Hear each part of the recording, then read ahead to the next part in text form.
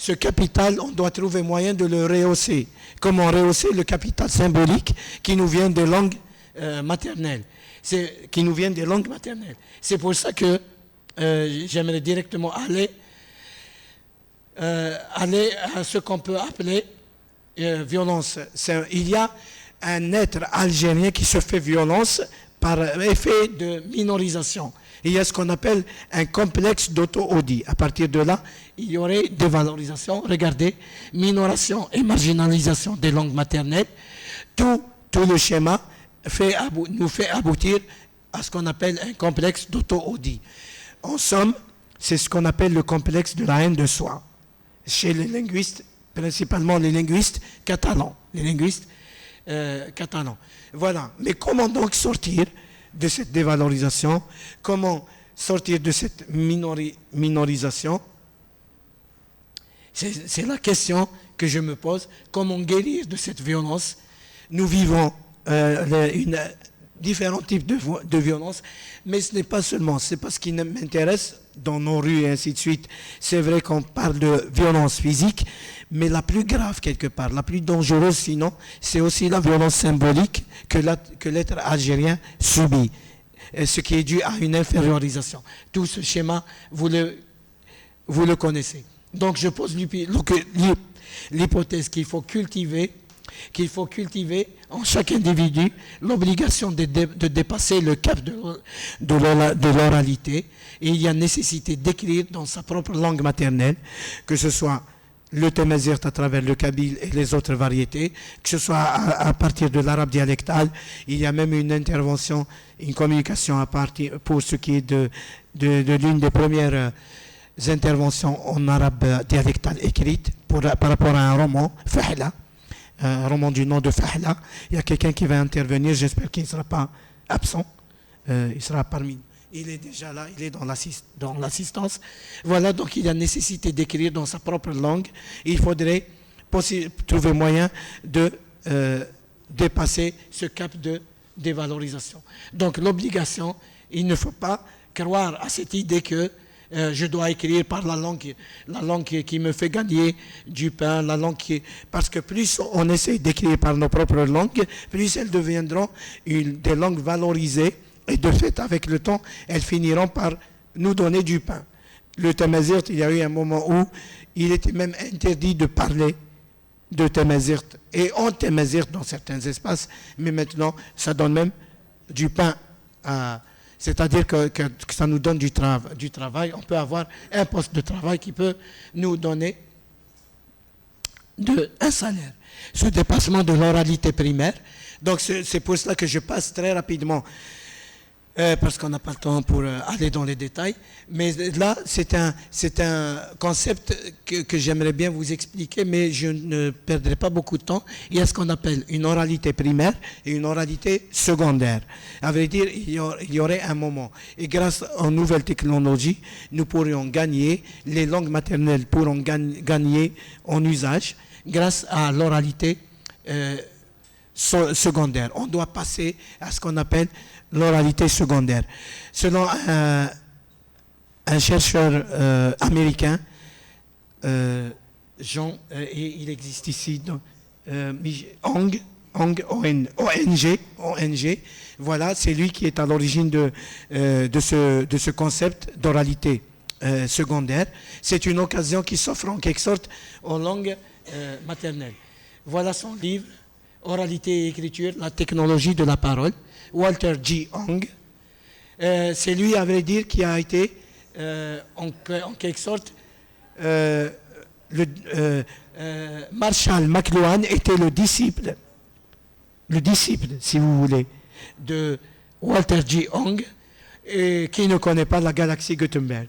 C'est un livre vraiment à lire, la galaxie Gutenberg. L'invention de l'imprimerie, comment ça a agi sur l'invention.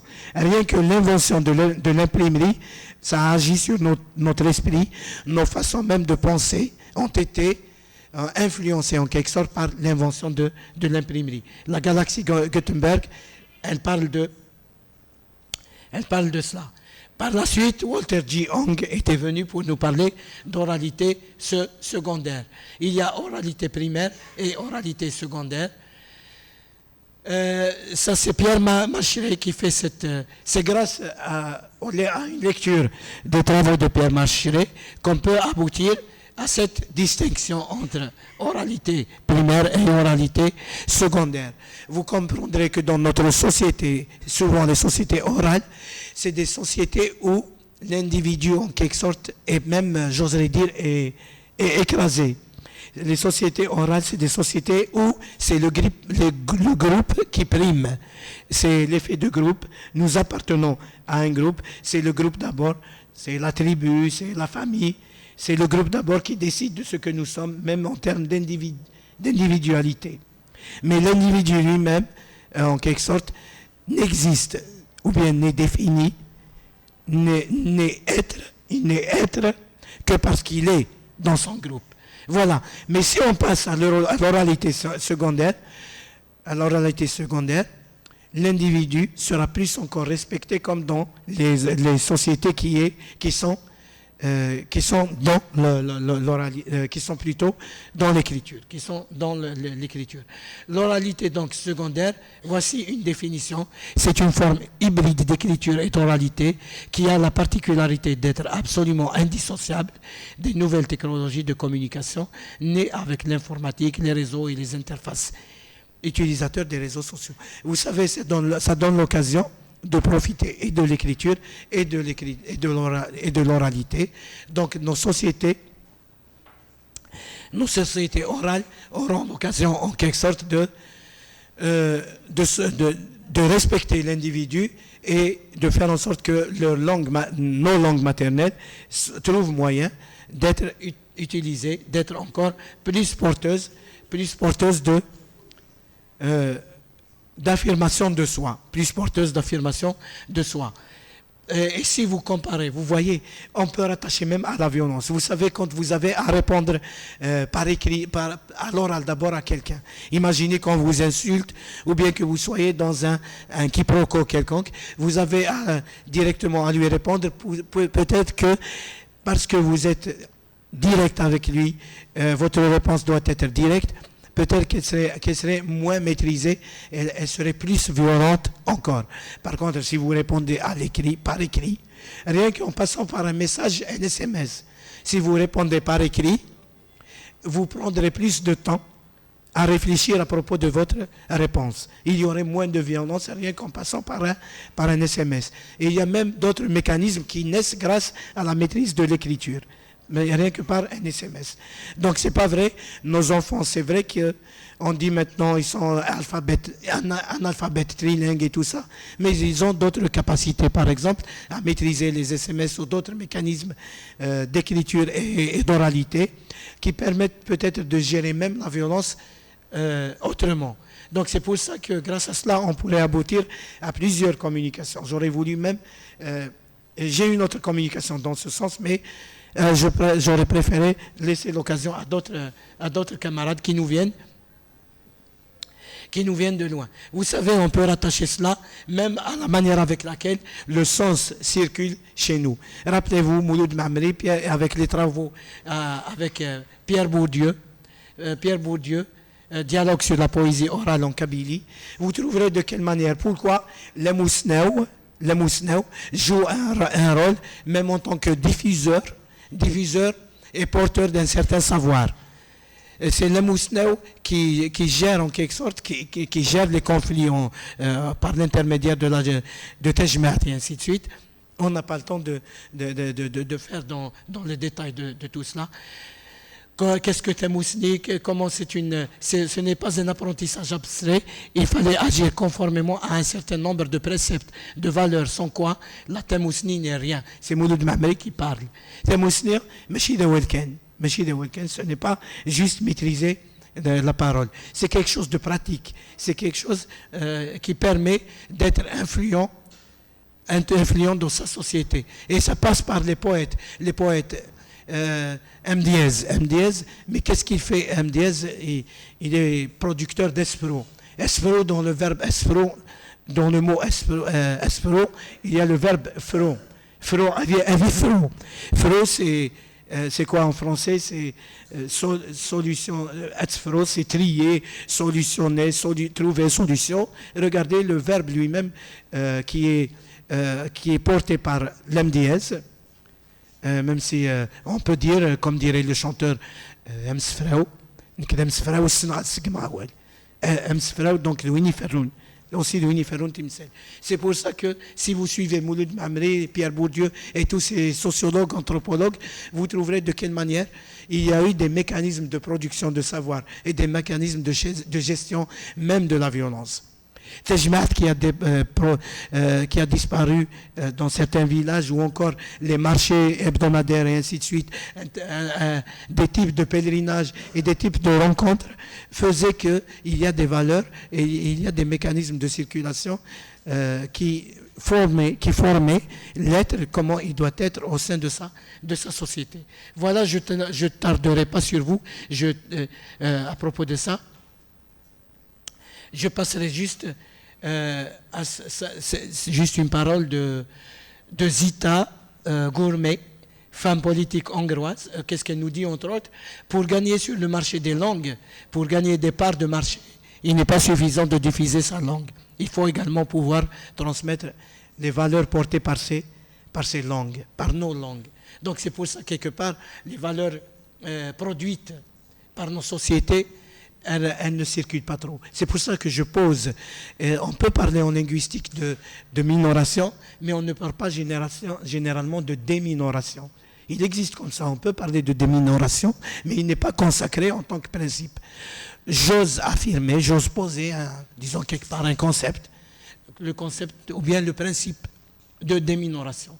Il faut qu'il y ait un travail sur les représentations et un travail de positivisation de nos langues maternelles pour qu'on puisse aider à la prise de confiance dans les valeurs locales.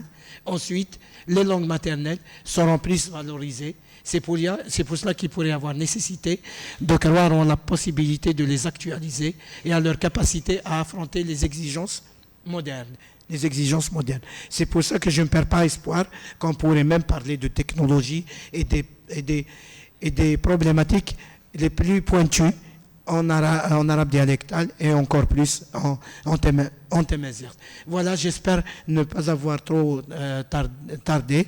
Je passe la parole à Madame Fizia Mouhtari en sa qualité de modératrice de cette première session. Je vous remercie. Merci, Monsieur Haddad, pour cette belle petite élocution. Malgré l'extinction de la voix, nous avons quand même suivi. Donc voilà, pour cette première session oralité, qui s'intitule donc Oralité, patrimoine et transmission culturelle, dont le premier axe est rituel, poésie et chanson.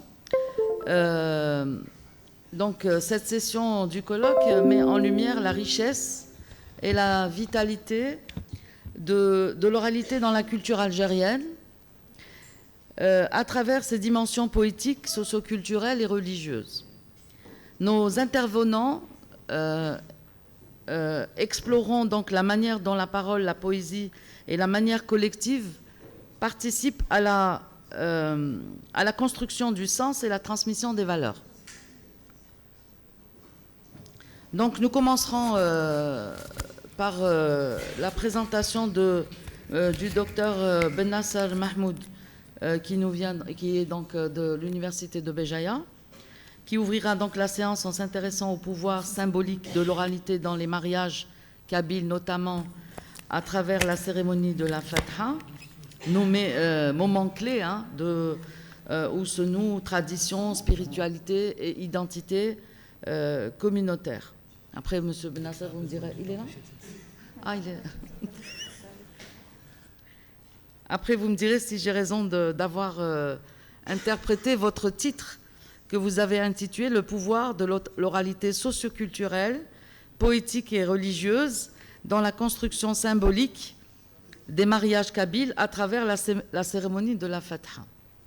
Le deuxième intervenant, l'intervenante, Il était question qu'il y ait un binôme, mais je crois que la deuxième est absente.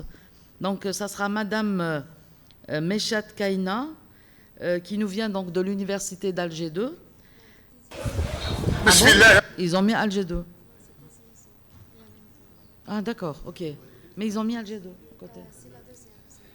Ah, ok, pardon. Excusez-moi. Donc, de l'université de Tizi Ouzou, autant pour moi. Nous invitera donc à réfléchir sur la représentation de la culture kabyle dans la poésie de Si Mohand Oumhand, en abordant la question délicate de la traduction poétique et du passage d'une culture orale à l'écrit. Donc, elle a intitulé « Oralité, poésie et traduction, la représentation de la culture kabyle dans la poésie de Si Mohand Oumhand ». Le troisième intervenant, c'est le professeur Genawa Mustafa, qui nous vient donc de l'université d'Oran. Clôturera donc cette session, enfin de ce premier axe, par une étude sur le Hawzi tlemcenien, un genre musical et poétique où l'oralité devient mémoire vivante et expression d'un héritage spirituel et artistique, à partir de l'exemple de la localité d'Ain el-Hout. Oui, voilà, vous me corrigerez après. D'accord, ok. Donc, vous avez intitulé votre communication « Le Hawzi du Tlemcenien à travers l'oralité, dont les textes du Hawzi, l'exemple de la localité d'Ain el-Hout ». Donc, j'accorderai, en ma qualité de modératrice, j'accorderai 15 minutes de présentation pour chacun d'entre vous. Voilà. Merci. À vous, monsieur Bennassar.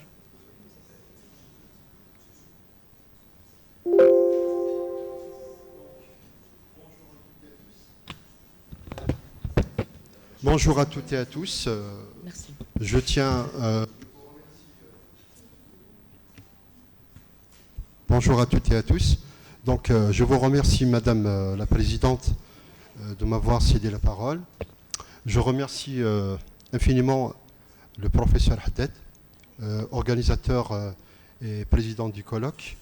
Mes remerciements à l'ensemble des organisateurs qui ont travaillé de près ou de loin pour l'organisation de cet événement.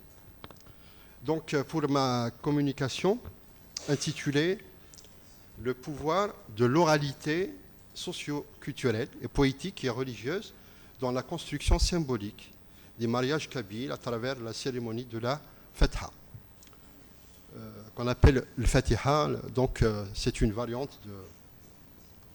Donc, la contextualisation, tout d'abord, on évoque le rapport conflictuel pour les uns, pour les autres, complémentaire entre l'oralité et l'écriture, qui se relève manifestement dans les relations sociales, dans la construction sociale des sociétés, particulièrement la société kabyle.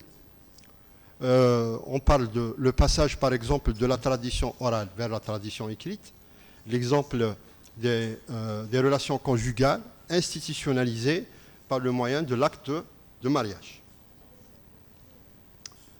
Effectivement, donc, dans ce cadre de cette recherche, malgré l'institutionnalisation officielle, la cérémonie de la Fatha n'est pas abandonnée par les membres de la société.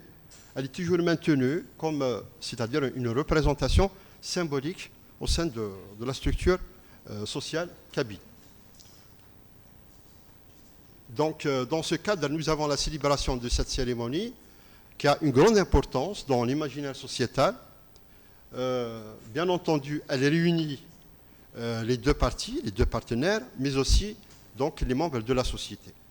Donc, tout un questionnement par rapport à la structuration discursive, donc en tant que discours cérémonial. Deuxième, par rapport à l'ensemble des stratégies mobilisées dans la production de ce discours. Et enfin, les valeurs attribuées à ce discours, les valeurs, donc l'ensemble des valeurs multidimensionnelles de ce discours. Théoriquement, donc, nous avons puisé nos fondements théoriques dans les postulats de l'analyse du discours, théorie relative à la structuration discursive, la théorie relative aux stratégies et enfin la théorie relative aux valeurs multidimensionnelles des discours. Donc pour la description du corpus, le corpus est constitué d'un ensemble de cérémonies de la Fatha produites dans des circonstances particulières, propres, spécifiques à la société kabyle. Donc le corpus sont téléchargés sur le site YouTube, publié par l'auteur, c'est-à-dire l'imam responsable, c'est-à-dire qu'on a responsabilisé pour assurer justement la Fatha.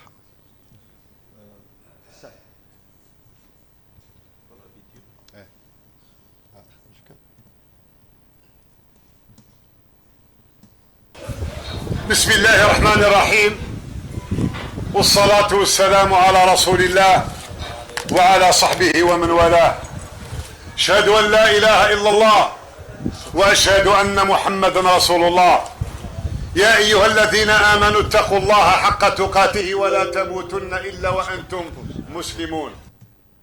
Donc ici juste quelques séquences,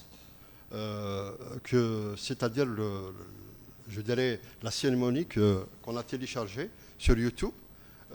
Donc ça va nous permettre d'avoir une idée un petit peu de la configuration sociétale et surtout de la présence et je dirais le responsable, l'auteur, c'est-à-dire de cette cérémonie qui est l'imam Cheikh Erzki El-Hajj Saïd, qui est toujours sollicité pour assurer justement, pour organiser ce type de cérémonie. نسينا على الدردن السباح أذكر ألا وإن أصدق الكلام كلام الله تعالى وخير. Voilà, donc nous avons des séquences. وين خدمة الصباح أنت بعذرية الرحمن المؤمنين يثري الصباح أنت يدات إلى مان المؤمنين كنمثل أنا يتمثل جو بوز اون كيسيون هذه لي الخير الدنيا هذه لي ندي بالميزون يوسف في اللكان إنايد الشيخ اسم روضة غربية هذه لي القدر قال عجتينا كد غالية قال أنا توالي وتوالينا توالي ماشي كثروا لي يتمثل ذن كل غير ديري ماشي فرفر ينوسا دي فرفر ذاك أنا دينيا الحاج بسم الله باش نتعطي لها بسم الله أرفع ليك فلان إلا وضع موشاني ووضع انتفغا بسم الله أوديرنو يا نظرينا.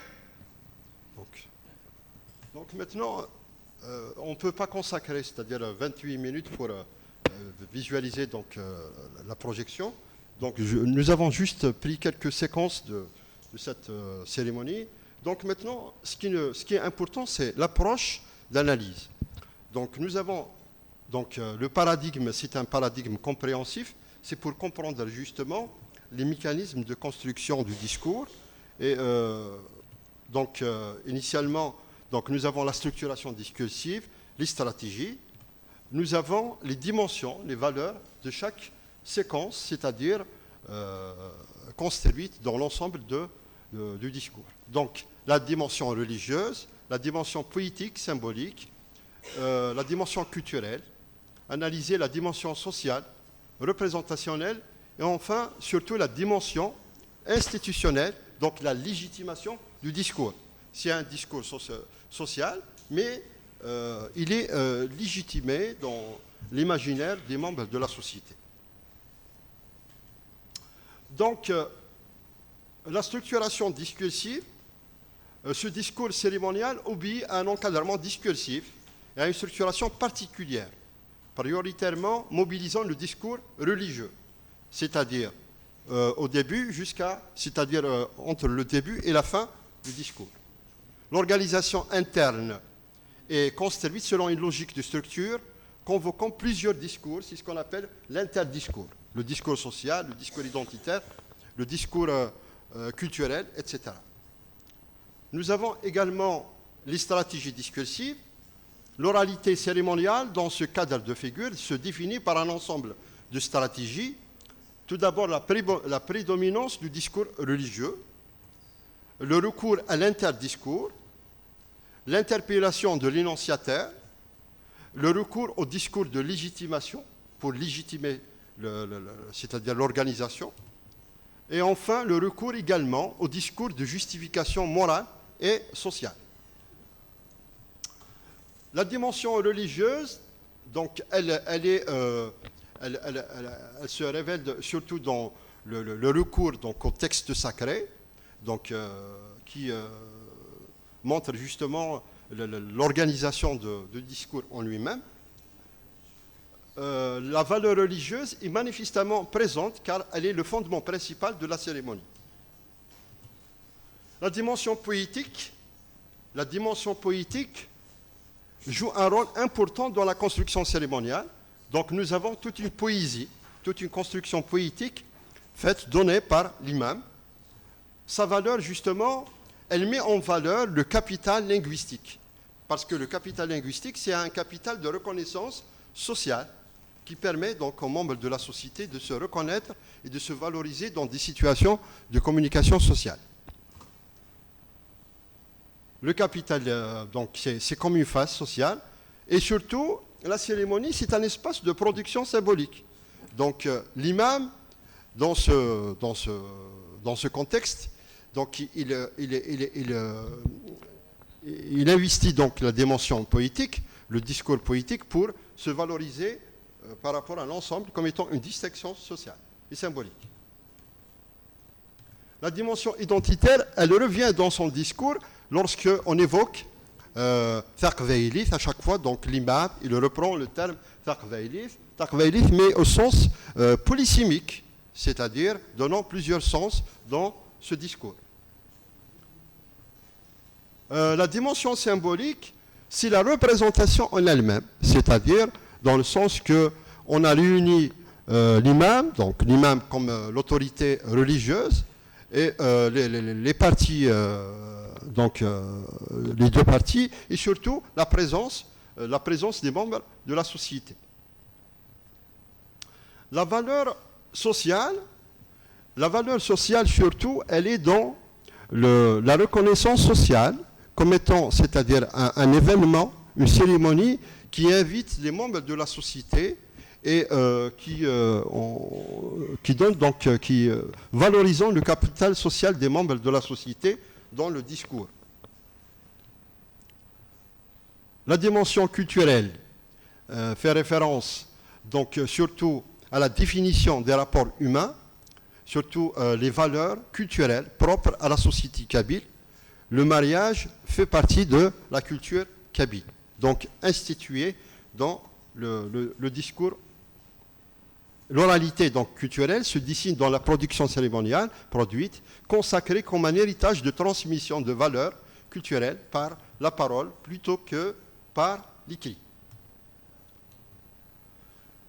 Donc, la dimension représentationnelle, c'est par rapport à cette représentation, aux représentations sociales et culturelles de la société kabyle, par rapport justement au contexte d'études, que toute construction sociale est liée donc aux représentations sociales des membres de la société, comme étant, c'est-à-dire consacrant la cérémonie de la Fatha. Dans ce cadre, bien sûr, le discours actualise réellement les représentations des membres de la société, en donnant la parole à chacun des deux parties et la mise en scène des rituels discursifs produits. Enfin, la plus importante, surtout la dimension institutionnelle, elle se révèle dans la légitimation du discours, dans l'effet du discours produit à travers la représentation et l'oralité produite par l'autorité religieuse en présence, bien sûr, des deux parties et les membres de la société. La légitimation n'est pas en ces faits car elle est institutionnalisée socialement et culturellement et faisant référence à Tajmath. Tajmath, qui est une institution, c'est-à-dire kabyle, qui légitime les comportements, la conduite sociale, etc. Donc, en guise de clôture, Donc nous avons l'oralité, comme une synthèse générale, pardon. L'oralité, dans ce cas de figure, est très importante pour les membres de la société dans la mesure où elle actualise la construction sociétale. L'écriture officielle de l'acte de mariage n'exclut pas le recours à l'oralité dans la mesure où cette dernière renforce socialement et culturellement la légitimation de la relation conjugale. L'actualisation de l'oralité se révèle dans la convocation d'un ensemble de discours, donc des productions multidiscussives. Le recours à des stratégies discursives qui permettent à la légitimation du discours, surtout qu'il est produit par une autorité religieuse. L'autorité dans ce discours manifeste une construction sociétale marquée par l'effet de pouvoir, surtout le pouvoir symbolique. Si je reprends, si vous me permettez, les concepts de Pierre Bourdieu par rapport au pouvoir symbolique, le capital linguistique de reconnaissance, et les concepts comme distinction sociale dans toute construction sociétale. Enfin, l'effet de l'oralité met en place le principe d'acceptation sociale. On s'accepte dans la société, permettant le maintien de l'ordre socio-culturel et symbolique des relations sociales. Je vous remercie pour m'avoir écouté. Donc nous avons ici un ensemble de références que j'ai mobilisées. Donc nous avons beaucoup plus, j'ai travaillé sur Pierre Bourdieu, nous avons Mamri, voilà. Donc merci de votre attention. Merci, Monsieur Ben Nasser, pour cette conférence sur l'institution du mariage et sur la dimension culturelle et sociétale. Donc, on a très bien compris que le mariage était un rituel religieux. Vous avez choisi la société kabyle comme référence pour montrer que le rituel de la Fatha se faisait dans une assemblée que j'ai remarqué typiquement masculine. Les femmes ne sont pas invitées à la Fatha, alors que le mariage institutionnel devrait normalement être en présence de l'épouse, enfin de la fiancée, au moins pour manifester sa volonté de se marier. Normalement. C'est-à-dire que même dans le mariage religieux, on demande l'avis à la demoiselle, si elle veut bien se marier. Et là, je vois que dans cette jama'a, l'exemple que vous avez montré, il n'y a pas de femmes. Il n'y a pas de... elles sont absentes. Donc, c'est... oui, voilà. Donc, on a bien compris qu'il serait... j'aurais voulu savoir... C'est-à-dire dans votre projet par rapport à ce travail que vous avez mené, est-ce que le rituel justement du mariage se fait de la même façon dans le reste du pays? Est-ce que ce rituel religieux, parce qu'on a compris c'est le mariage non pas civil mais religieux, hein, alors que en Algérie, je sais qu'il y a les deux types de mariage, religieux et civil. Donc ici, est-ce que il serait intéressant en fait de voir que dans le reste du pays, est-ce que l'institution du mariage religieux se fait de la même façon, avec le même discours poétique dont vous avez parlé, ces échanges entre les différents membres des familles, est-ce que ce discours-là véhicule justement cette culture typiquement algérienne? Voilà. Merci donc, Monsieur Ben Nasser, pour ce très intéressant sujet. Et donc, je passe la parole à Madame Meshat Kaina, qui nous présentera donc la représentation oralité, poésie et traduction, la représentation de la culture kabyle dans la poésie de Si Mohand Oumhand. À vous la parole, vous avez 15 minutes. Merci.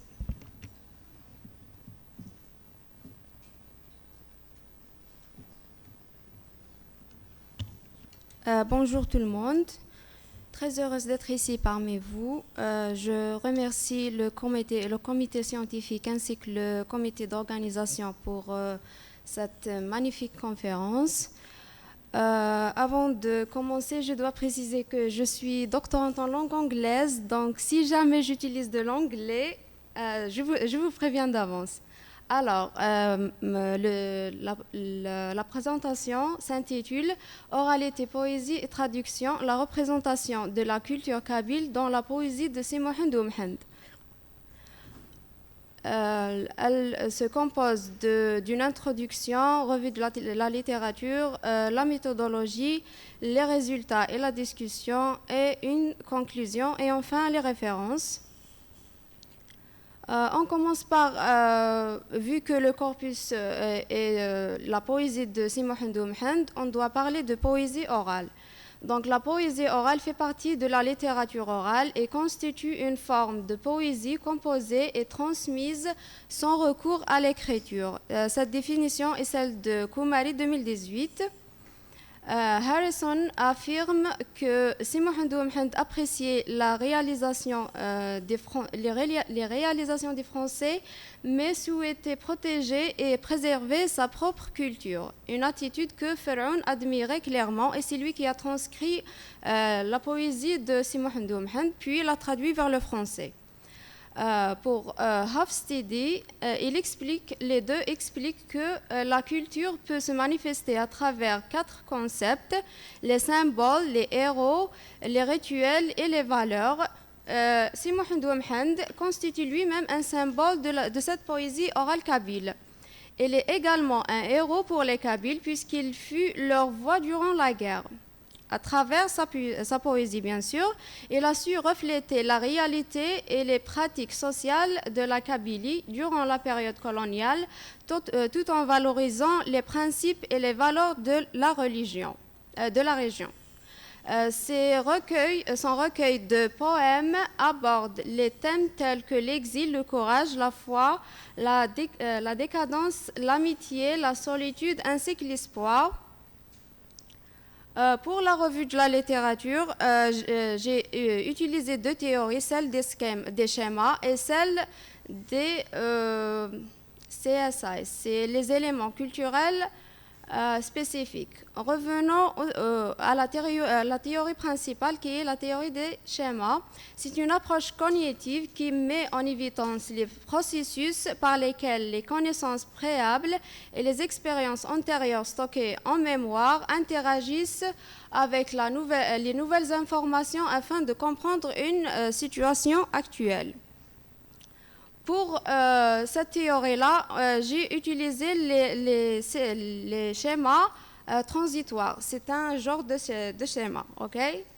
Elles se produisent lorsqu'il n'est pas nécessaire d'activer ces schémas-là, car ils s'intègrent dans un autre schéma dont la compréhension est assurée. Par exemple, on dit « elle est allée à l'école en voiture ». Pour comprendre cette phrase, il n'est pas nécessaire de connaître le genre de voiture avec laquelle elle est partie à l'école. Okay? This is... sorry, I started talking in English. So, we have la théorie des schémas est une approche cognitive, comme j'ai déjà dit, je refais. La deuxième théorie, c'est celle des éléments culturels spécifiques qui est liée à une culture donnée. Ils peuvent renvoyer à la religion, aux coutumes, aux proverbes, voire les éléments culinaires. Baker définit les concepts culturels spécifiques comme des mots de la langue source qui expriment des concepts totalement inconnus dans la culture cible. Exela affirme que la traduction est un processus complexe de réécriture, soulignant ainsi que le traducteur est continuellement confronté à des choix difficiles au cours de ce processus. Cette idée rejoint celle de Venuti, pour qui la traduction ne se communique jamais de manière transparente, car le traducteur doit négocier les différences linguistiques et culturelles du texte étranger. Pour la méthodologie, l'étude a pour but de répondre à la question suivante. En quoi les traductions françaises et anglaises de la poésie de Si Mohamed Ouammed modifient-elles ou préservent-elles les schémas culturels structurant la représentation de la culture kabyle dans les poèmes sources, les poèmes kabyles? Pour l'hypothèse, j'ai mis les schémas culturels sont préservés dans les deux versions traduites françaises et anglaises. L'étude examine la manière avec laquelle la culture kabyle est représentée dans les poèmes de Si Mohamed Ouammed dans leur version originale kabyle et comment elle est représentée dans la version française puis la version anglaise. L'étude est fondée sur une approche qualitative. Elle combine deux perspectives complémentaires, interculturelles et cognitives.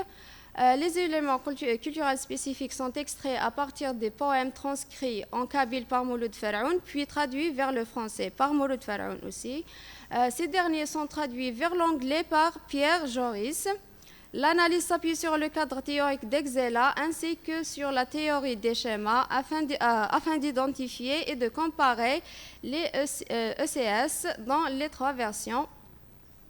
Pour les résultats, voici les résultats de l'analyse cognitive. Le tableau représente les schémas que j'ai extraits des poèmes dans les trois langues. La première colonne, c'est le kabyle, deuxième, c'est le français, la troisième, c'est l'anglais.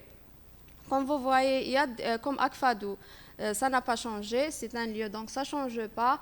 Pour le nom de Si Mohamed Ouammed, regardez, c'est la 1, 2, 3, 4, 5e colonne. En langue française, c'est Mohamed Ouammed, ok, donc ça n'a pas changé. Mais pour l'anglais, il y a eu une faute, Mohamed or Mohamed. Donc il y a le ou, il a cru que c'était or, ok, ou bien. Pour les résultats les deuxièmes résultats, ça c'est c'est les schémas aussi. Et pour les résultats finaux, ils montrent que les ECS, les éléments culturels spécifiques, se répartissent en trois catégories principales: les noms de lieux, les noms de personnes et les références religieuses. Certains toponymes sont simplement transcrits, tandis que d'autres conservent les appellations coloniales françaises, comme Thnia, je pense, c'était Ménerville en français, mais en anglais, c'était Thnia. Okay. Des cas particuliers comme Thnia se relèvent dans les choix traductifs divergents entre les versions françaises et anglaises. Les noms propres, notamment celui du poète, sont mal interprétés en anglais, entraînant une altération du sens. Les références religieuses, quant à elles, sont traduites de manière cohérente, soulignant l'ancrage islamique de la poésie. En articulant les éléments culturels scientifiques à la théorie des schémas, l'étude met en évidence que les lecteurs culturellement proches reconnaissent les éléments comme des stricts fugares, transitoires ou non instanciés, nécessitant peu d'efforts cognitifs, tandis que les lecteurs culturellement éloignés ils doivent s'appuyer sur des indices contextuels pour saisir la signification. Cette recherche contribue à une meilleure compréhension des enjeux traductifs liés à la transmission de la culture dans un contexte multilingue. Pour la conclusion, l'étude démontre que la traduction de la poésie de Si Mohamed Ouammed constitue un espace de négociation complexe entre fidélité culturelle et adaptation linguistique. Les éléments culturels spécifiques relèvent que certaines dimensions de la culture kabyle, notamment les références religieuses, sont globalement préservées. D'autres, tels que les toponymes et les noms propres, ils subissent des transformations qui influencent la perception des lecteurs cibles, du lecteur cible. Merci. Les références sont tous en langue anglaise, du coup voilà. J'ai traduit. Merci. Merci Madame Méchat pour cet exposé sur la poésie de Si Mohamed Ouammed que moi-même je ne connais pas et que vous m'avez fait découvrir. Et nous avons compris qu'il s'agit de traduction de la poésie de ce poète, donc, qui utilise essentiellement l'oralité pour pour déclamer ses poèmes. Et la problématique que vous avez posée, c'était justement comment la traduction pourrait être fidèle, c'est ça ? Fidèle au texte original. Et on le sait, nous savons tous que la traduction est très difficile quand il s'agit de poésie, parce qu'il y a toute la représentation subjective qui apparaît dans le texte. Et donc, je me demande, dans votre travail, vous l'avez fait plutôt sur le plan lexical, plutôt que sur le plan, comme exemple, de poèmes qui étaient difficiles à traduire, à partir du moment, parce que la thématique, les thèmes qu'il aborde semblent varier. Mais moi, je me demande est-ce que si Mohand fait des poèmes parlant de l'amour, par exemple, ou des sentiments amoureux, des sentiments dans lesquels toute sa subjectivité apparaît, et est-ce que la traduction, justement, serait fidèle, que ça soit en anglais ou en français? Est-ce que vous êtes penché sur la question? Parce que c'est un travail très, très intéressant, et ça m'interpelle, parce que la traduction, je me dis, vous avez démontré qu'il y a parfois la traduction fait des erreurs. Et c'est là donc tout le problème de la poésie. C'est est-ce que justement un traducteur, quand bien même il serait imprégné par la culture berbère, comme l'a été Mouloud Feraoun, que vous avez dit que c'était lui qui avait essentiellement traduit ces textes, je me demande si Mouloud Feraoun a su déceler cette sensibilité dans les textes poétiques.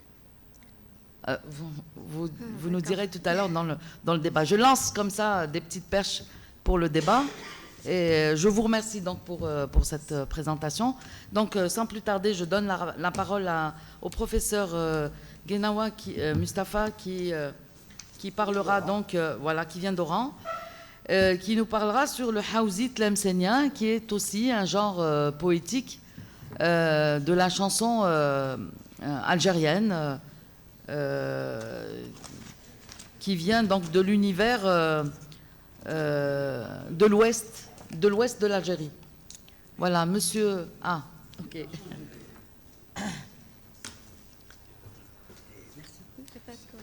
Bon, j'utilise juste le petit bouton là, comme ça. Voilà, pour changer. Je pense.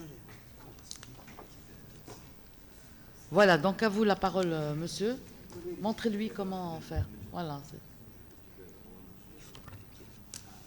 Voilà. Voilà, ok. À vous, monsieur Guenawa Mustapha. Fonctionne pas. Non, il faut appuyer au milieu. J'ai appuyé. Ah bon? Asna. Il y a un problème. Ok. BGA. Conférence BGA.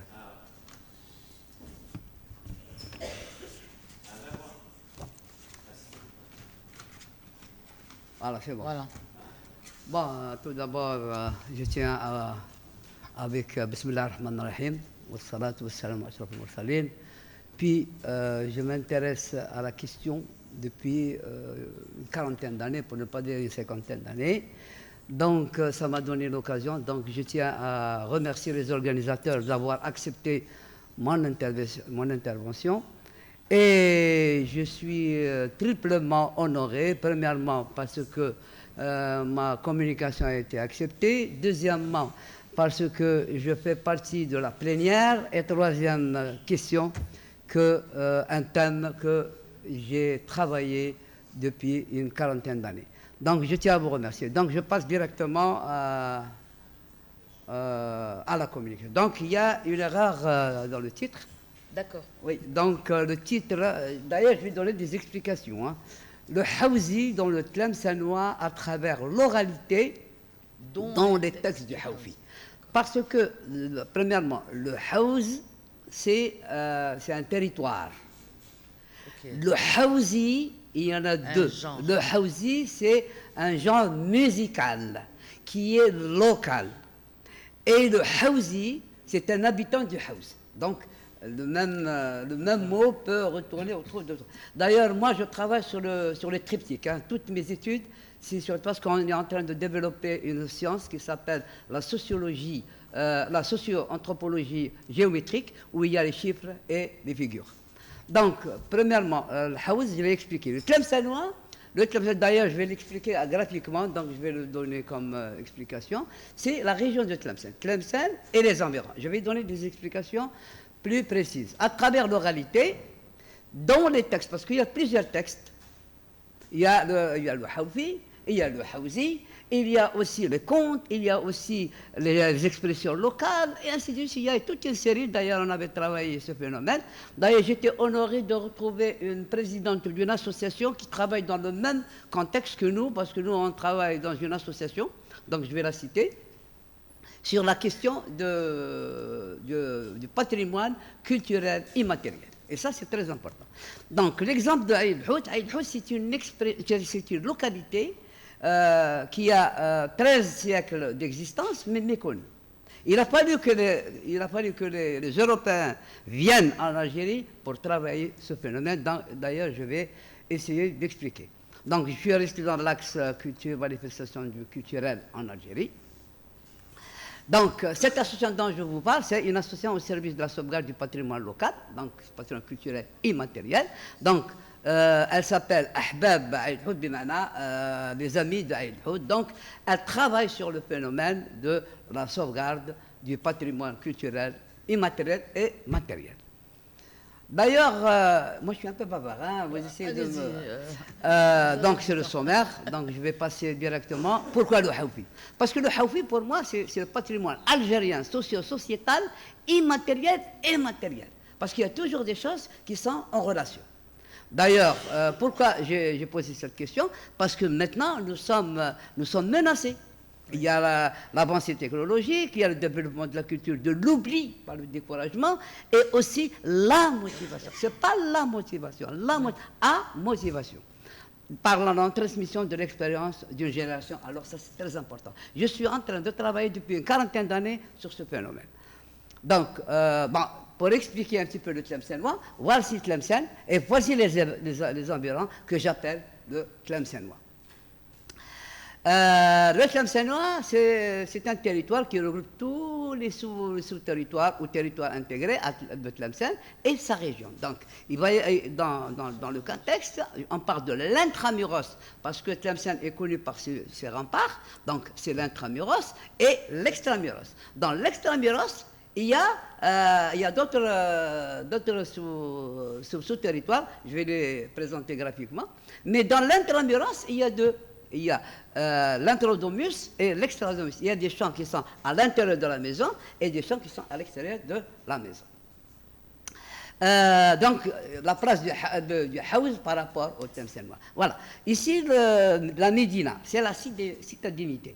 Donc, derrière, il y a un mot qui est mal connu, c'est Arbab, qui est la proximité. C'est les petites constructions qui sont accolées au rempart. Le Haouz, c'est le semi-rural ou la semi-ruralité. Donc, ça, c'est pour vous donner un petit peu le schéma du Tlemcenois et du Haouz.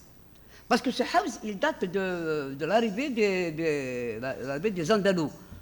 Quand ils sont venus, ils ont ramené et ils ont créé le Haouz. D'ailleurs, moi, j'appelle ce village-là, cette localité, je l'appelle Aïd Hout al-Mahrousa, parce qu'elle est entourée de jardins, elle est entourée de saints, elle est entourée de montagnes. Donc, toute une explication qui demande beaucoup de réflexion. Donc, ici, j'ai donné un dicton populaire qui est relatif au Hawfi de la ville de Tlemcen. Tlemcen, maha waha ou tahwif, ansaha, ma tilqa fil buldan. Il est spécifique aux Tlemceniens. Donc, c'est les femmes, je précise. Donc, le Hawfi, il est dit, il est chanté dans des rituels, dans des occasions. Donc, ici, j'ai donné une illustration, c'est ce qu'on appelle la Wada. La Wada de Sidi Abdallah Ben Mansour, qui est un saint éponyme, dans la localité. Il y a un deuxième qui est descendant de Saint éponyme, où c'est Sidi Mohamed Ben Ali, il y a un mausolée. Tout ça, c'est... D'ailleurs, la Teshwisha, c'est une cérémonie qui est une célébration du 8e jour de la naissance du prophète sous l'arbre qui est à côté du mausolée. Voici l'arbre dont je parle. Donc, toutes les femmes venaient le 8e jour et en chantaient uniquement, je dis uniquement, le hawfi, mais accompagné de l'escarpolette qu'on appelle balançoire ou gerlila. Ici, il y a aussi des femmes sortent pour les divertissements et sorties champêtres, tahmamit. Donc c'est un mot berbère. Moi je l'appelle un mot arabe berbérisé. Donc ça c'est un bassin où les enfants, les hommes venaient se baigner, mais les femmes, elles ont droit. Donc quand il s'agit des femmes, les hommes sortent et les femmes rentrent avec un respect mutuel. Donc, il y a les arbres, donc sous les arbres, elles chantaient. Et du côté du bassin, il y a ce qu'on appelle un wed, où les femmes lavaient la laine dans la tuisa, dans le cadre de la tuisa. Ça, c'est très important en matière de rituel. Après, il y a ici, c'est Al-Waret. Tout le monde connaît Al-Waret. Et ça, Al-Waret, c'est où toutes les femmes et les hommes viennent pour chanter, de Hawzi. Et les femmes venaient pour se baigner ou pour laver la laine, donc la laine, ce qu'on appelle la tuisa. Donc, ici, il y a aussi un autre phénomène, c'est ce qu'on appelle le culte des saints. Donc, toutes les femmes, elles aiment beaucoup, c'est une occasion pour sortir de la maison. Mais on appelle des sorties champêtres ou bien visites religieuses ou visites pieuses. Chaque personne a une explication à donner. Donc, c'est Sidi Boumedienne qui est le saint patron de la ville de Tlemcen. Donc, vous voyez à peu près la considération accordée par les femmes à ces saints locaux. Donc, ici aussi, donc, pour rester dans le cadre, il y a aussi la campagne d'Aïd Hout où toutes les femmes sortaient. Donc, j'ai pris quelques photos. Et donc, il y a de la verdure, il y a de l'ombre, il y a les arbres, il y a les chemins, il y a toutes les conditions requises pour accueillir les femmes, parce que les femmes à Tlemcen ne sortent pas. Donc c'est l'occasion de les faire sortir pour chanter.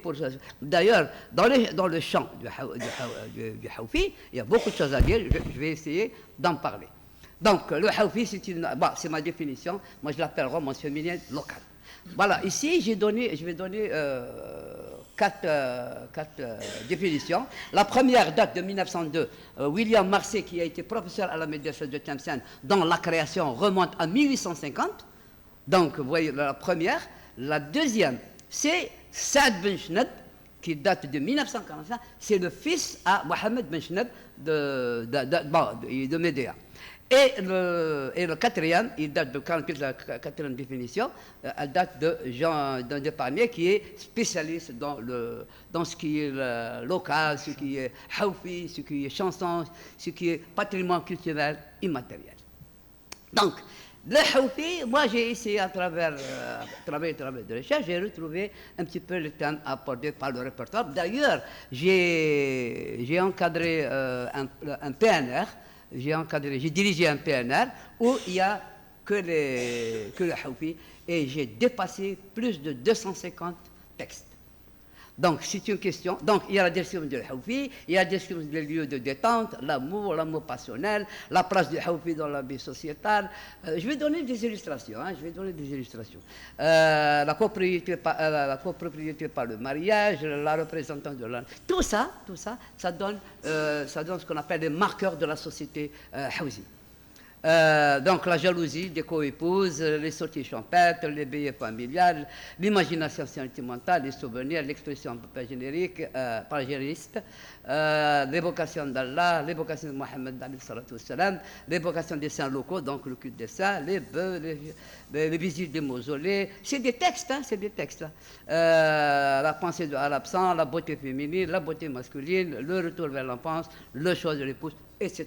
Parce que les thèmes sont diversifiés. Donc, le Hawfi, c'est une expression physico-vocale. Donc, il y a l'escarpolette dont je vous ai parlé ces jours-là, le chant uniquement féminin appelé le Hawfi, et le cri de joie qui accompagne le Hawfi, c'est Toulbil. Je ne sais pas comment vous l'appelez ici. Zghari. Zghari. Donc, c'est obligatoire. C'est ça, le triptyque dont je parle. Il y a 3 choses.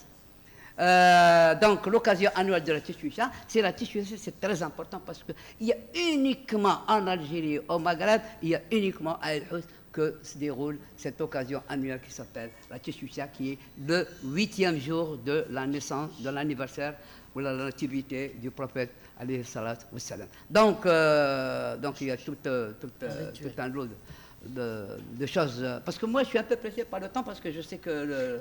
Oui, donc je suis en train de courir un petit peu. Bon, d'ailleurs, je rends hommage à cette femme-là. D'ailleurs, j'ai donné sa date de naissance et sa date d'essai, et elle chantait. C'est elle qui produisait ces textes. Et j'ai eu l'honneur d'avoir des textes. Donc, je vais donner quelques illustrations. Un de les textes, c'est ce qu'on appelle des textes personnalisés.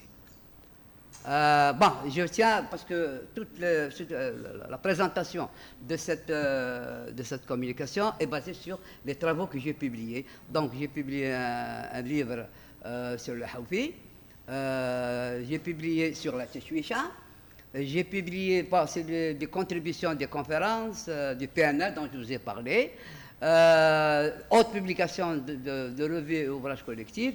Donc, je vous ai parlé de l'escarpolette, le balançoire aujourd'hui là. Donc, il y a toujours 2 filles qui sont face à face. La première, elle est sur l'escarpolette. La première interpelle avec un chant Hawfi, et celle qui est sur l'escarpolette, elle doit répondre. Donc, c'était un discours entre les deux femmes. D'ailleurs, on voit cette illustration, ce qu'on appelle les lanceurs de Hawfi. Les lanceurs de Hawfi, c'est celle-là. Et c'est celle-là, bien qu'elle soit montée sur la balançoire. La séance du Hawfi pendant la Tchoucha. Regardez, j'ai pris une photo qui est très ancienne, qui a presque centenaire, et j'ai donné l'explication de ces femmes à la disposition. D'ailleurs, donc, je vais essayer de... Le Kbara, c'est ce qu'on appelle les vieilles.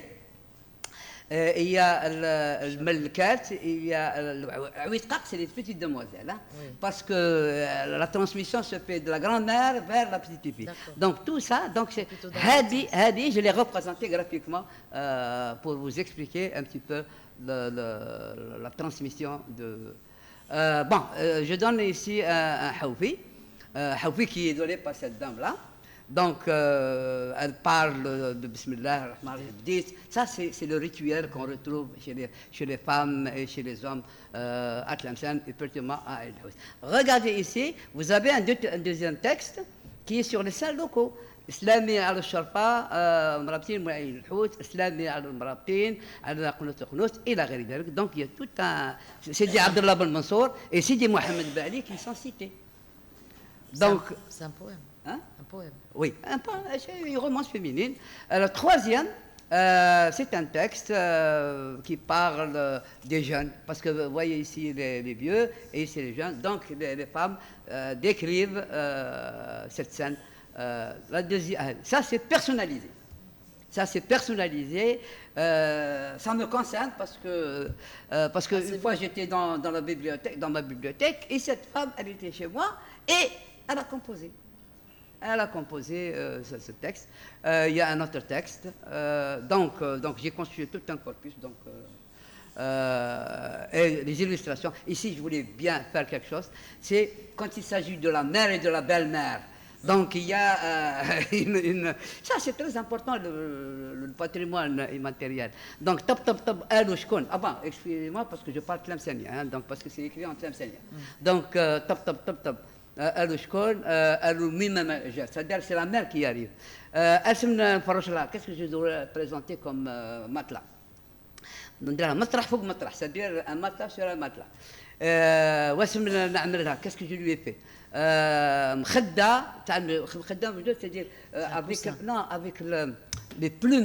avec les plumes. اسم نحط لها تفطر Tagine de Mohammed. Et maintenant, c'est la belle-mère. La belle-mère, elle a khitna jet.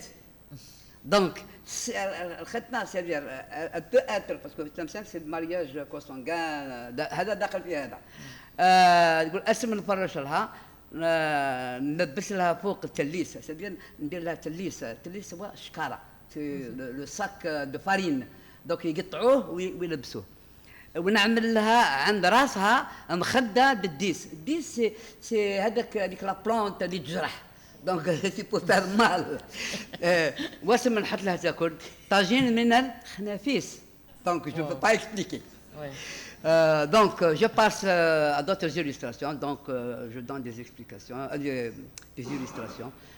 Bon, d'ailleurs, avec la dame qui est présidente d'une association, je parle de ça. Donc moi, j'insiste sur la sauvegarde du patrimoine matériel et immatériel avec la collecte, la transcription et le corpus à étudier par nos étudiants. Très important ça. Et donc, tout ça, il faut la motivation. La motivation, c'est une théorie que j'ai développée en 2008 quand j'étais en France, parce qu'il y avait un Français qui a parlé d'un rite de passage, mais il n'a pas... Pourtant, il est venu à Tlemcen, il est venu en Kabylie, il est venu à Oran, un peu partout en Algérie. Il n'a pas parlé de la chose musulmane. La motivation, moi, je l'ai pris une autre connotation d'ordre religieux. Donc, voilà l'explication. Ah, oh, il y a un problème. Oui. Il y a un problème. Il y a un souci. Souci. Je sais que vous avez, vous êtes un peu voyagé dans Ah le... oui, on a voyagé. Je peux, je note là hein? Non, mais Michel regarde le texte. À la fin? Oui. À la fin, oui. Ah, donc, ah, Ah, c'est dommage. Il faut conclure. C'est dommage. Non, c'est pas méchant. Non, Non, non, c'est pas non. méchant. C'était des illustrations, c'est des textes. Ok. Donc, je tiens à vous dire Malheureusement. merci. Et je tiens à vous dire que je me suis régalé avec vous, avec ce voyage dans la poésie féminine, que j'appelle les romances féminines, houtiennes, tlemcenoises, haouziya et la غير شكرا جزيلا واتمنى لكم النجاح والتوفيق. Merci, monsieur Guénawa Mustafa pour cette présentation. Vous nous avez fait donné envie de venir à Tlemcen. Et Voilà, bon. D'ailleurs, il y a une et de- association avec qui je travaille et on va créer, d'ailleurs je vais essayer de prendre contact avec la dame pour qu'il y ait un jumelage, pour qu'on échange un petit peu oui. nos expériences en matière de C'est sauvegarde. ça le but des colloques, c'est justement de créer ces ponts et ces relais qui nous permettent Moi, j'aime de beaucoup faire... déjà, hein. Oui, nous aussi, nous apprécions les gens d'Oran et de toute l'Algérie. J'ai aimé votre présentation parce que vous nous avez fait découvrir le Haouzi, Le Haouzi, le Haoufi, le Haoufi et le Haouf, en tant qu'habitant et en tant que genre Voilà. musical. qui est un genre musical Il est de la chanté région. ici, hein. Oui, je sais. Il est chanté à Béjaïa. Et le maître a été formé à Tlemcen. Exactement. Cheikh On a- Diaw Allah. et justement, j'allais en parler. Nous avons une école musicale justement qui apprend aux jeunes enfants le Haouzi. C'est une école qui a été créée par Sadr al-Bidjawi dans les années 70. 70, Parce qu'il même venait à avant, je Tlemcen. pense. Oui, Il voilà. venait à Tlemcen. Donc, c'est un patrimoine culturel qui n'est pas uniquement de la région de Tlemcen. Il est aussi à Constantine, il est à Naba. C'est pas la même chose. C'est pas la même chose, mais enfin, le genre, enfin, parce que nous qui sommes des profanes, on se dit c'est la même chose. Là, il y a cette musicalité, cette poésie qui est. J'ouvre une petite qui- parenthèse, oui, Ustadha. oui. باش نفهمكم أنا واش هو الحوزي. الحوزي c'est le texte local, Oui, habillage musical andalou. c'est ça, c'est ça. Et donc, nous avons compris qu'il y a des marqueurs de la culture de la région et que c'est essentiellement une musique, enfin des chansons qui sont véhiculées par les femmes. Ce sont elles qui chantent, qui... Eh ben voilà, donc on reprend l'idée de Pierre Loti qui dit que chaque culture est véhiculée par la femme. Et donc là, nous avons un exemple. Voilà, nous avons un exemple frappant donc de la culture algérienne. Et donc voilà, nous avons terminé avec le premier axe donc qu'on a intitulé Rituel, poésie et chanson. Donc je pense que nous allons lancer le débat et je donne la parole vous avez déjà une question, monsieur? Donc, c'est moi qui lis ou comment ça se fait? C'est la personne, voilà. Donc, oui, vous avez une question. En quelques... Non. Ah, des recommandations, je ne sais pas ce que c'est. Voilà. Donc, nous lançons le débat. Pour les gens qui veulent poser des questions, allez-y, monsieur Sidane, on vous écoute. Merci, madame la modératrice. Je remercie tous les intervenants pour leur communication fort intéressante. Moi, j'aimerais poser une question au docteur Meshat Kaina, qui nous a présenté une communication sur la poésie de Si Mohamed Mohamed et le rapport, bien évidemment, avec la traduction. Sachant que la poésie de Si Mohamed Mohamed, c'est une poésie quand même qui est assez osée. Il y a là des aspects osés. Donc, comment la traduction prend cet aspect de la traduction, sachant que la symbolique justement de cette représentation, elle est beaucoup plus importante dans la langue maternelle. Donc comment la traduction, elle prend cet aspect de la poésie osée de Si Mohamed Mohamed. Merci. Oui. Pour commencer, il y a une double transition, d'accord. Mouloud Faraoun a transcrit les poèmes en langue en kabyle, puis il les a traduits vers le français. Puis un autre traducteur les a traduits vers l'anglais, Pierre Joris. Il vient de Luxembourg, mais il vivait, il est mort ce février, paix à son âme, et il les a traduits vers l'anglais. D'accord. Si j'ai bien compris, vous voulez savoir si la traduction était fidèle à 100% ou pas. Je suis pas encore docteur, je suis doctorante. Donc, ce thème-là, c'est celui de ma thèse. J'ai fait l'analyse de 8 poèmes de Si Mohamed Mohamed, traduits du kabyle vers le français puis vers l'anglais. Donc, la traduction pour commencer, du kabyle vers le français, c'était à 50%. Donc 50% des poèmes étaient, disons que la fidélité était à 50%. D'accord. Vous m'avez compris ou pas? Parce que déjà, I'm thinking in English, I'm speaking in French. OK? Pour le... I don't know. Can I speak in English?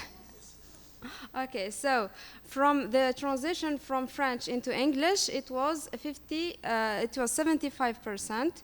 From then, I compared the original poems, Kabyle ones, to the English ones. It was 35%. So I don't know if it answers your question. So déjà, c'est 35% quand j'ai comparé les poèmes Kabyle à la traduction anglaise. C'était à 35% seulement. Donc, déjà que la traduction, elle est... Non, elle est déjà traduite, vous ne m'avez pas encore compris. Les 8 poèmes qui ont été traduits vers l'anglais, ils sont traduits, c'est bon. Ce n'est pas que la traduction est à 35%, je n'ai pas traduit les poèmes moi-même. Exactement, la fidélité est à 35%, donc c'est à refaire. C'est pas bien traduit. En fait, c'est ça, c'est ce que je veux dire. Mademoiselle, merci beaucoup. J'ai été intéressée par votre communication. J'aborderai un peu dans le même sens de M. Sidane, mais autrement. En fait, c'est une critique un peu constructive. Vous n'êtes pas vraiment allé loin. Peut-être que c'est les 15 minutes, je ne sais pas. Oui, j'ai pas pu. Beaucoup d'exemples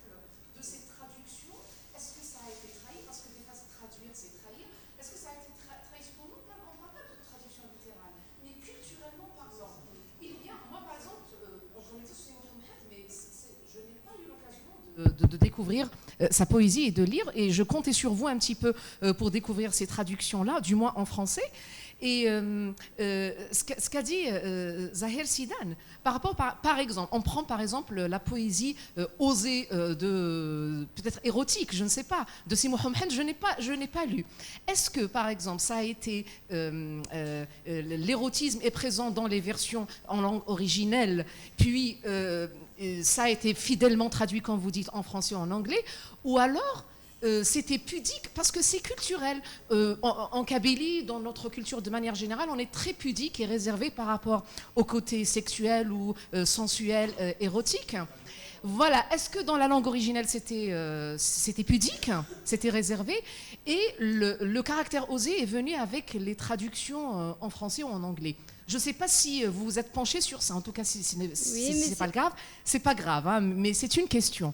J'ai aussi une question à Monsieur Mohamed, mais peut-être je laisserai la parole aux autres puis je reviendrai. Voilà, mademoiselle. Merci.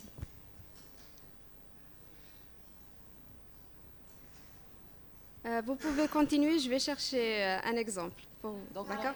Oui. Il y a un monsieur qui veut intervenir. Monsieur, vous voulez poser une question? Faites passer le micro. Oui,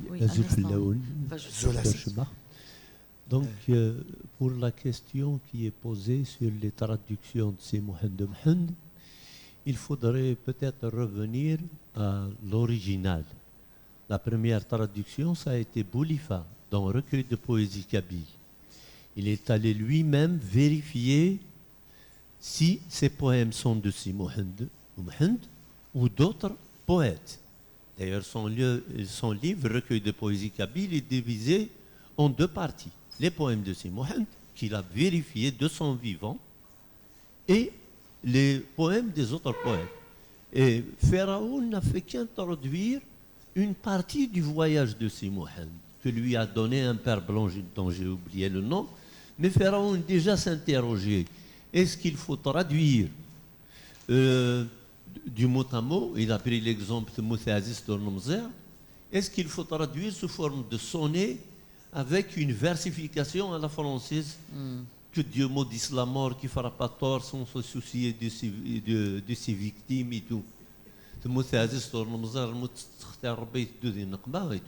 Pharaon disait du livre de Si Mohammed que c'est le livre avec majuscule. Innahu huwa al-kitab. Et Mamri, l'avantage avec Mamri, c'est qu'il a donné les variantes. Moi, je me pose la question, la traduction anglaise, est-ce que ce n'est pas une traduction de seconde main à partir de la version française? Et je vous remercie. C'est possible, oui. Merci beaucoup. Allez-y, oui. En fait, la traduction de Si Mohammed vers le français, c'était par Mouloud Pharaon. Puis Pierre Joris a utilisé celle de Mouloud Pharaon, celle du français, la version française, pour la traduire vers l'anglais, puisque lui, il ne connaît pas le kabyle. Il ne connaît que le français. Voilà. C'est pour ça que j'ai utilisé cette version-là et non pas l'autre. Donc c'est une traduction d'une traduction. Voilà, exactement. Voilà. Une double transition. Et donc c'est là qu'on perd un petit peu la possibilité de perte de la valeur du texte initial et de la subjectivité qui émane du texte original, à mon sens. Oui, c'est ça, exactement. C'est ça. Merci. D'autres questions? Oui, allez-y, monsieur. S'il vous plaît, j'ai une petite réflexion. Une petite réflexion. Moi, quand j'ai lu Mohammed, la poésie, parce que elle mène loin. D'ailleurs, je l'utilise sur trois aspects. C'est-à-dire, moi, je parle de triptyque de la poésie kabyle. Il y a trois principes principaux. Il y a la philosophie, parce que la poésie, c'est une philosophie. Deux, la poésie, quand elle est produite, c'est dans un contexte. Et troisièmement, il y a un objectif ou la cible. C'est très important. D'ailleurs, moi, je suis arrivé à retrouver dans les traductions. D'ailleurs, moi, j'ai toujours peur de la traduction. Parce qu'il y a toujours des... Parce qu'on est tombé sur des mots que j'appelle les intraduisibles. Shukran. Merci. Merci, monsieur pour cette judicieuse réflexion.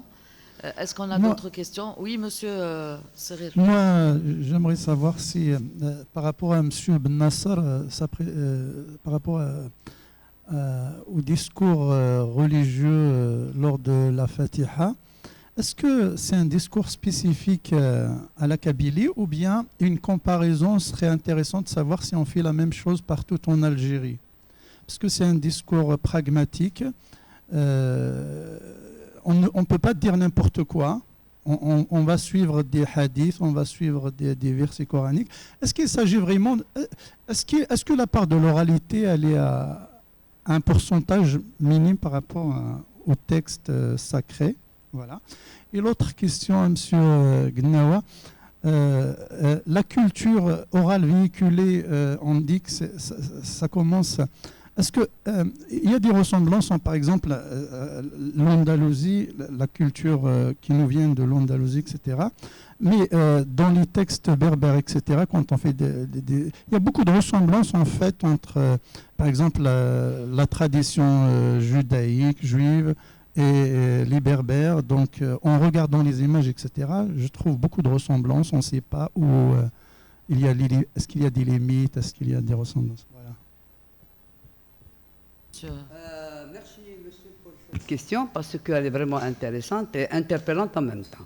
D'ailleurs, quand on parle de musique andalouse, on ne peut pas parler de la musique arabo-andalouse, judéo-arabe, parce que les juifs, ils ont été exclus, c'est-à-dire ils étaient, comment dirais-je, massacrés pour se sauver vers l'Algérie, vers le Maghreb.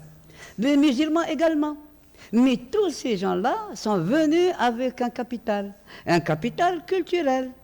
D'ailleurs, quand on parle de culture à Tlemcen, on parle de la culture culinaire, la culture musicale, la culture rituelle, et ainsi de suite. Ça, c'est très important. Vestimentaire. D'ailleurs, moi, j'ai fait une conférence sur le comment dirais-je, le costume d'apparat, qu'on appelle kaftan, et il est venu de l'Andalousie. Mais moi, je suis allé plus loin. Je suis arrivé à retrouver son origine. Elle est romaine. Un autre exemple, le haïk. Le haïk était chrétien. Et il est parti vers l'Andalousie par un phénomène, ce qu'on appelle le phénomène de la traduction. À l'époque, l'âge d'or de l'Andalousie, les chercheurs, comme maintenant ici, ils sont envoyés pour copier les textes, les traduire dans une ville. En Andalousie, c'est Tolède. C'est pour ça qu'on dit Tolède, capitale de la traduction. Donc, vous voyez à peu près, et je tiens à vous dire, il y a beaucoup de choses à dire. D'ailleurs, le Hawzi, dont Madame avait parlé, il est issu de l'arabo-andalou ou le judéo-arabe. Et on le retrouve parce que la Sana'a, c'est le texte andalou avec l'habillage musical, et le Hawzi, c'est le texte local avec l'habillage musical. Merci. Donc, ça, vous avez une question qui vous a été Bonjour. Donc, concernant votre question, par rapport justement au discours religieux, il me semble, bon, c'est une conviction personnelle, et surtout par rapport aux travaux de recherche, en sciences du langage particulièrement, c'est qu'on ne peut pas généraliser, ou je dirais, c'est-à-dire comme une perspective de recherche, de généraliser les résultats par rapport à d'autres régions ou à d'autres sociétés. Bien entendu, ce sont des contextes différents, propres à un endroit, c'est-à-dire à des conditions physiques différentes. Donc, parce qu'on m'a posé une question bien avant, par rapport justement par rapport aux régions arabophones. Est-ce que la configuration discursive et, je dirais, la structuration, est-ce qu'elle est la même? Il me semble non, parce que c'est un produit du discours. Le discours, il est différent. Il est différent par rapport au contexte, il est différent par rapport à des sociétés, à des considérations, la configuration sociale, etc. Maintenant, le plus important, c'est que le principe de construction de la cérémonie, c'est la composante, c'est surtout le discours religieux. Donc c'est le discours religieux qui constitue cette cérémonie, justement pour la légitimation c'est-à-dire institutionnelle, en tant qu'institution sociale. Et bien sûr, selon les contextes, on introduit la composante culturelle, symbolique, identitaire, tout dépend. Maintenant, ce qui se passe ailleurs, je ne peux pas le dire parce que moi, j'ai travaillé sur un petit corpus de la société kabyle que j'ai tiré sur Internet. Et merci. Merci à vous, monsieur. Je pourrais juste rajouter que le rituel religieux serait peut-être le dénominateur commun entre les différentes régions d'Algérie, je pense. Ouais, voilà. S'il vous plaît. Oui, monsieur, une dernière question, parce que nous devons clôturer les débats. Je peux aussi m'en passer, si vous voulez. C'est comme, allez-y, quand Voilà, même. donc après avoir écouté 5 Oui. communications, Oui. vous étiez 5 à parler, et il nous a semblé ici qu'on a un peu la possibilité aussi, probablement, non pas d'interpeller forcément les communicants qui ont, de ce point de vue, en tout cas de mon point de vue, un énorme courage que de se présenter à nous avec un corpus à étudier et des études extrêmement bien menées, et surtout parler en public. Parler en public suppose toujours quelque part une petite mise à nu.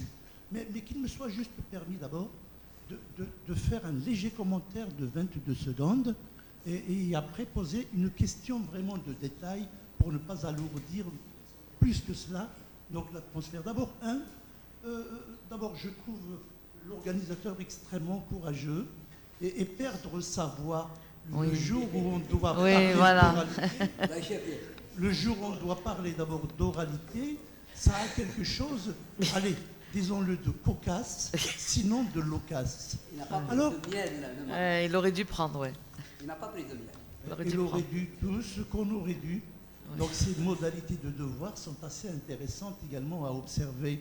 Et en même temps qu'il me soit permis d'ajouter peut-être une remarque sur vraiment le génie qui est le vôtre, monsieur, quant à l'organisation, en tout cas, disons, de la succession des participants. Vous avez commencé par une chose extrêmement intéressante. Comme au Tour de France, vous savez, on parle du faux départ, donc le départ virtuel.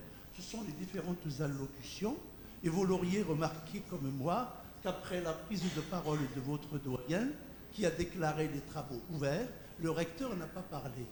Parce qu'évidemment, cette parole du doyen porte en son sein la clôture même de l'ouverture, et plus rien n'est possible, sauf celle précisément des communicants.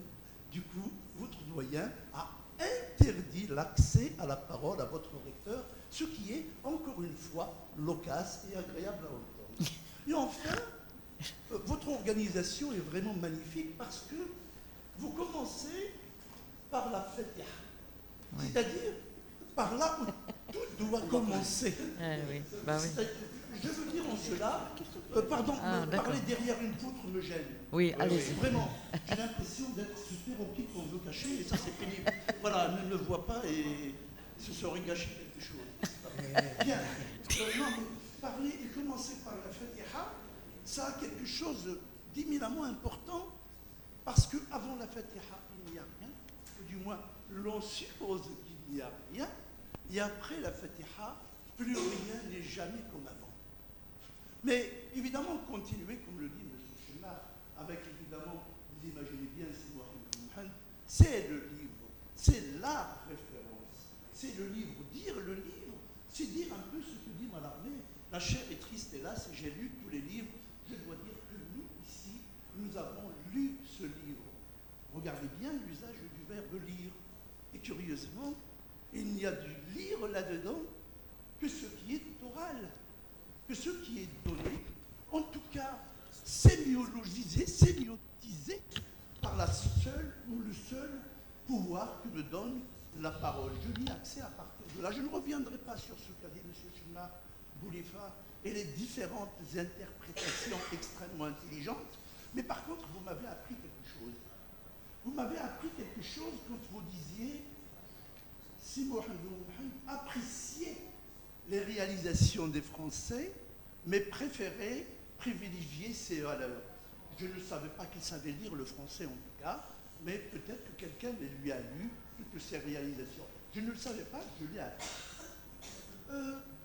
Mais vraiment, je suis contente d'être venu parce que je suis venu pour apprendre. Mais en même temps, je suis contente de ne pas repartir parce que j'ai en moi un questionnement qui émerge, parce qu'il est question d'oralité. Voyez-vous, c'est le deuxième mot mis en juxtaposition avec culture et en coordination avec écriture. Mais j'ai entendu plein de choses. Oralité d'un côté, oral, tradition orale, culture orale, et j'ai eu cette curieuse impression qu'il y a là une espèce de désordre conceptuel. Je n'ai toujours pas de définition de l'oralité. Chez vous, par exemple, elle est tantôt religieuse, tantôt poétique, tantôt symbolique.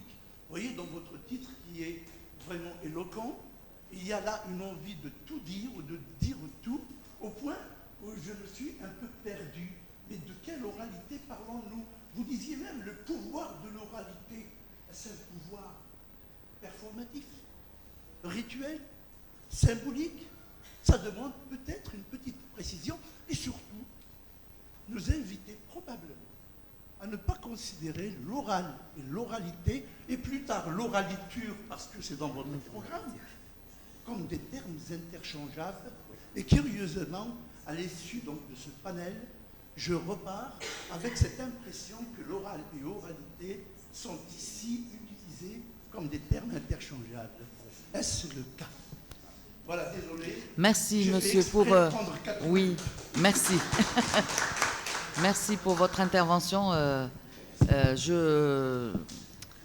C'est vrai que le débat serait très, très intéressant. Malheureusement, nous sommes pris par le temps. Donc, nous allons clôturer cette première session, enfin, le premier axe de la première session. Et j'invite donc l'honorable assistance à participer aussi à la pause café. Il faut remercier les gens qui ont fait le programme, parce qu'il y a une succession